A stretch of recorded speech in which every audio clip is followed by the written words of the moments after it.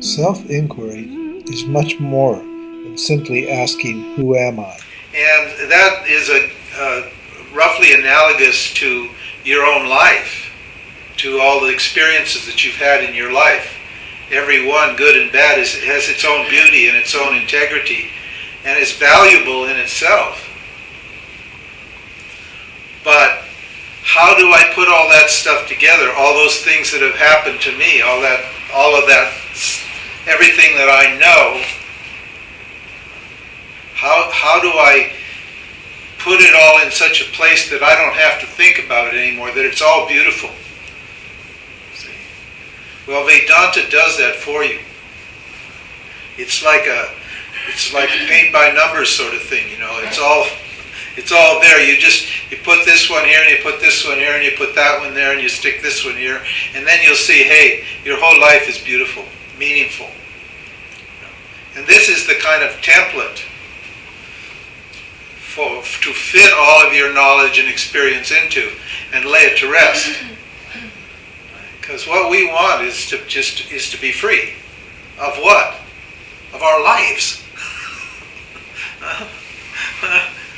Your life has a certain beauty, but all this experience, all these things that have happened, and all these thoughts about what has happened and what does it mean and all that sort of thing, that compromises your appreciation of the present, of yourself in the present, what it all means and who I am, all that sort of stuff. It takes the edge off of your life. And so if you can find a place to lay that all to rest in one beautiful mandala of existence, then you can get on with really living in the present and enjoying life every second, every minute, which is basically what spirituality is about. You're here. We're here for a short time.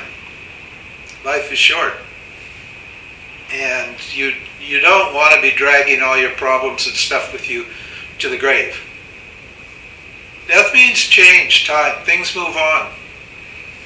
It's a great joy to be here if you're not troubled with you. So the purpose of this is to find a place to put all of your stuff and arrange it in such a way that it's attractive and beautiful and you don't have to think about it. And where it all starts with, as we said in the first talk, was what do I want? Do I want security? Am I a fearful person whose primary interest is security in this life? Am I trying to see that, nothing bad ever happens to me? And so am I trying to protect myself, not lose my money, not challenge myself in any way, avoid all kinds of situations that may cause me suffering,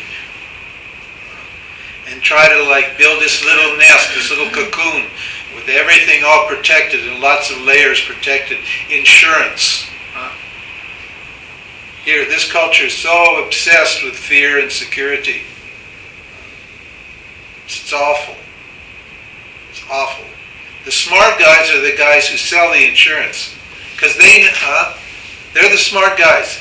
You might hate the insurance companies, but tell you why you really hate them, because they're the smart guys. They know nothing bad ever happens, or if it does, it's occasionally something bad happens, and they're happy to insure that. They know that 98% of the time everything goes swimmingly, nicely. But I don't know that. I'm scared. I'm worried. So, do I want security? You have to be honest with yourself. Every day, what am I doing? Am I trying to secure myself here in this earth, where, as the Bible says, moth and dust doth corrupt? It means change. Nothing lasts here. So am I going for security? Am I going for pleasure? That's the second one.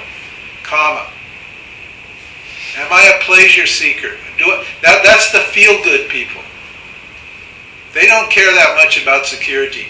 Or if you get security, let's say you're all secure financially, everything's set up, then you want pleasure. Or if you don't care about security, let's say you're a pleasure seeker. Am I here just to feel good? You know, this culture, same problem. You know, it's all entertainment, enjoyment. The food thing is huge. This whole talk about diet in America is what? Simply talking to pleasure seekers who cannot control their tongue, their taste buds. They don't need this extra food.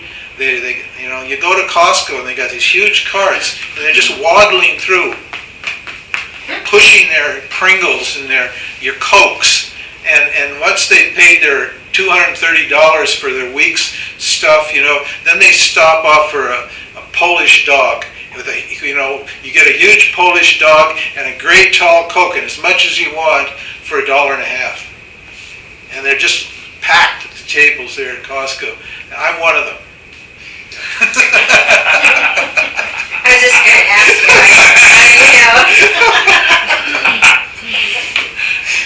Pleasure. Am I a pleasure seeker? Well, no harm, but again, pleasure doesn't last.